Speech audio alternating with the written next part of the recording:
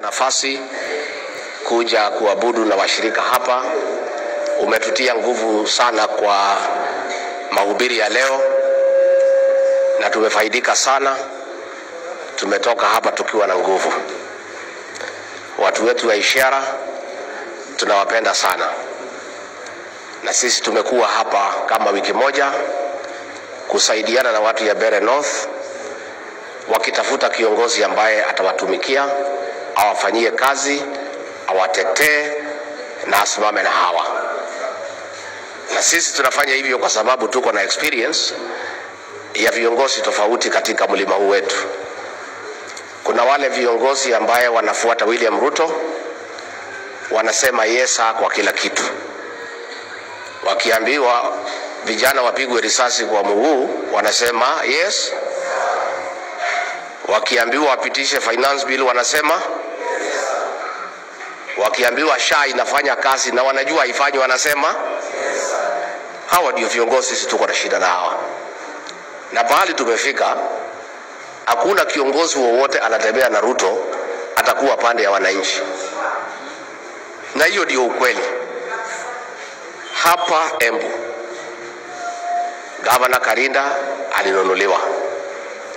Senator yule wenu anaitwa Mundege alikuwa nakibia hapa, nasema ate kafa Mundege tuweka kate ni mtu ya yesa. Injinia Muriuki ni mtu ya yesa. Karemba yesa. Dabwen yesa.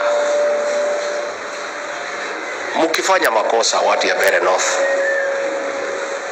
mchagulie Ruto mtu. Hakuna kazi yenu watafanya, yeye atafanya kazi ya Ruto.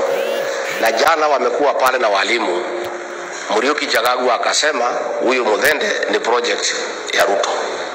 So huyu hatakuwa mfanyikazi ya watu ya Mbeere, atakuwa mfanyikazi ya nani? Ya Ruto. Mimi nimetembea hapa wiki moja. Nasikia kila Mbeere hapa anasema one term. Hawataki mambo ya Ruto. Itakuwaje wale wanasema wataki mambo ya Ruto wamchagulie mtu ya kutia yeye nguvu? Itakuwa ni aibu.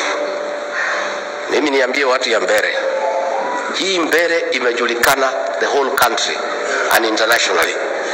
Macho yote Kenya iko Mbeere. Watu wanangojea kuona kama watu ya Mbeere wanaweza pewa pesa na Ruto na Karinda wauze mtoto wao, mtoto wa Mbeere Newton Karis. Mimi namuomba nikiwa kiongozi wa hii mlima, msituaibishe watu ya Mbeere. Tafadhali namuomba. Itakuwa aibu, tutaaibika sana kama jamii ya mlima Kenya kwamba watu wetu wanatubiwa mahindi kama kuku wanashikwa. Mimi nakubaliana na Wambeere wale nimeongea na hawa. Nimetembea